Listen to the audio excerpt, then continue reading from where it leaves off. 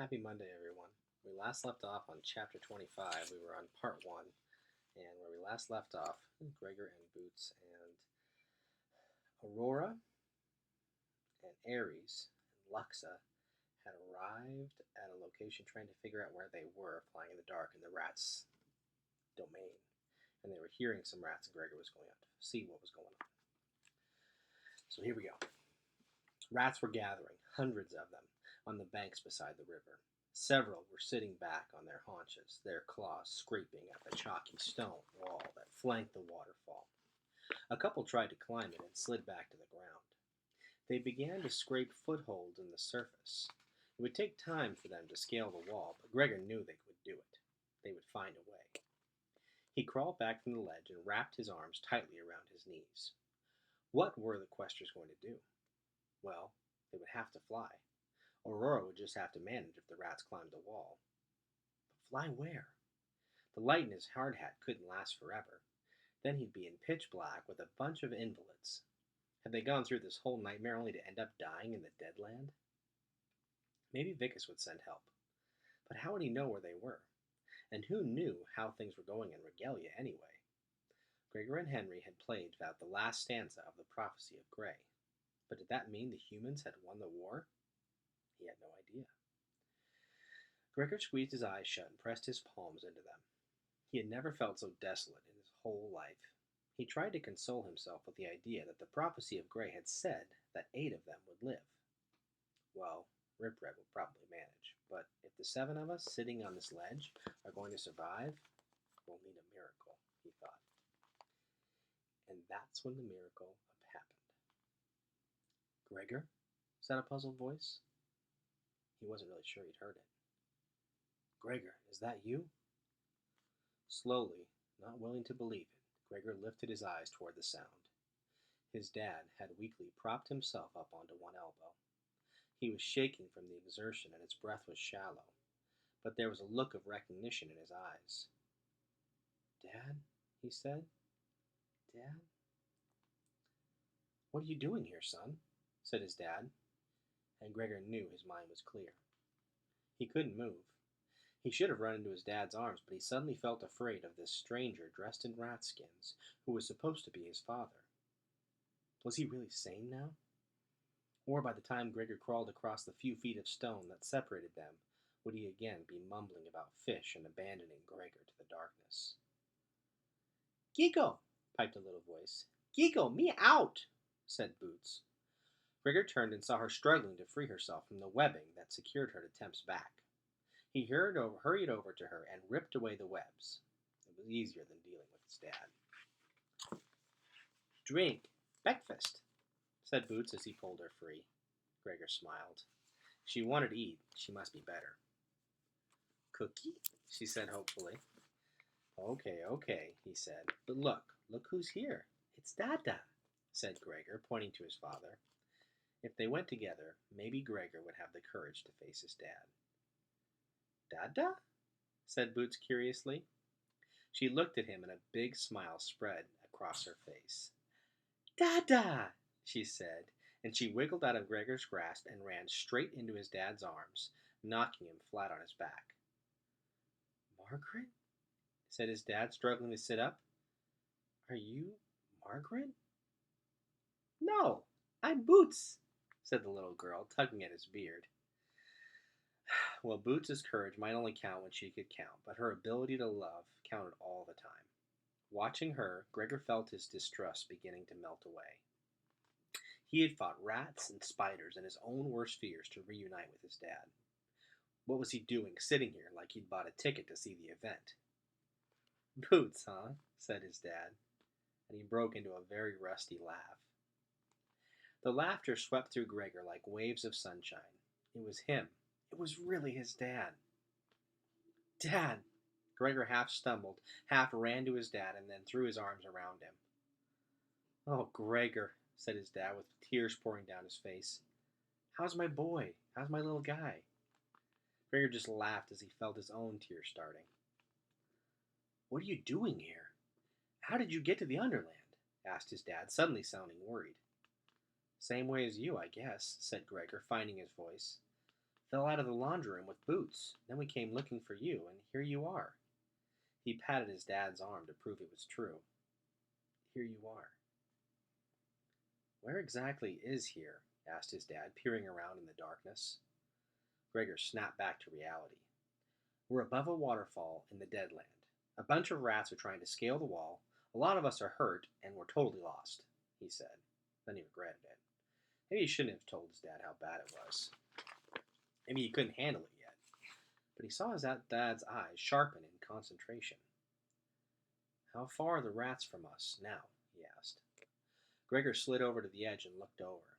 He was frightened to see the rats were halfway up the wall. "Maybe 50 feet, he said. "How about light?"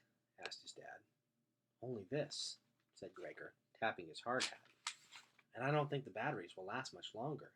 In fact, the light seemed to be dimming as he spoke. "We've got to get back to Regalia," said his dad. "I know, but none of us knows where it is," said Gregor helplessly. "It's in the north of the Underland," said his dad. Gregor nodded, but he didn't see what good that information did them. It wasn't as if they had a sunset or the North Star or moss growing on the north side of trees to guide them. They were in a big black space. His dad's eyes landed on Aurora's wing. "That bat. How did you sew her up?" "A needle and thread," said Gregor, wondering if his dad's mind was beginning to wander again. "Metal needle?" asked his dad. "Do you still have it?" "Yeah, here," said Gregor, pulling out the pack of needles. His dad took a needle and pulled a small stone out of his pocket. He began to rub the stone along the needle in short, quick strokes. "Get some kind of bowl. Dump out that medicine if you have to," said his dad, "and fill it with water." Gregor quickly followed his instructions, still unsure. "So what are we doing?" "This rock. It's a lodestone. Magnetic iron ore. There was a pile of them back in my pit. I kept one in my pocket just in case," said his dad. "Just in case what?" asked Gregor. "Well, just in case I ever escaped. I had some pieces of metal back there too, but nothing the right size. This needle is perfect," said his dad. "Perfect for what?" asked Gregor. "If I rub the needle with the lodestone, I'll magnetize it. Basically, I'll turn it into a compass needle. If we can get it to float on the water without breaking the surface tension." His dad gently slid the needle onto the water, and it floated. Then, to Gregor's amazement, the needle turned 45 degrees to the right and held steady. "It will point north." "It's pointing north, just like a compass?" asked Gregor in astonishment. "Well, it's probably off a few degrees, but it's close enough," said his dad. Gregor grinned into the bowl of water. It was going to be okay. His dad was back. The sound of claws digging into stone wiped the grin off his face. "Aurora," called Gregor, "can you fly?" "I think I must," said Aurora, clearly aware of the rats. "Ares, if I point you toward Regalia now, can you stay on course?" asked Gregor, giving the bat a little shake. "I can stay well enough on course if I know the direction to fly," said Ares, rousing himself. "Mount up," called Gregor, just as Vicus had when they started the quest. "Mount up, we're going home." Somehow everyone got loaded up. Gregor had Temp ride with Luxa, just to keep an eye on her. He slid Boots in the backpack and helped his dad onto Ares. He checked the needle in the bowl one more time and then pointed Ares in the right direction. "That's north. That's the way to Regalia," he said. Gregor was about to retrieve the bowl when he saw the first rat claw catch the top of the ledge. He leapt onto Ares' back and the bats took off, leaving the bull and a pack of cursing rats behind. Ares followed the tunnel that headed north, and after about an hour he called to Gregor. "I know now where we fly." They flew straight for Regalia now, down wide open caverns. Everywhere there were victims of the war. Gregor saw the bodies of rats, humans, roaches, spiders, bats, and other creatures he didn't even know lived in the Underland, like mice and butterflies. No, Ripred had mentioned butterflies, but Gregor thought he had seen them in the Overland somehow. All the bodies looked the same, very, very still. It was almost a relief when the light on his hard hat finally gave out. He had seen enough carnage. In the darkness, he lost track of all time. Gregor could hear the horns signaling their approach long before they reached the city. He looked down vaguely and saw people waving their arms, shouting. Neither he nor Luxa responded. Luxa was not even looking.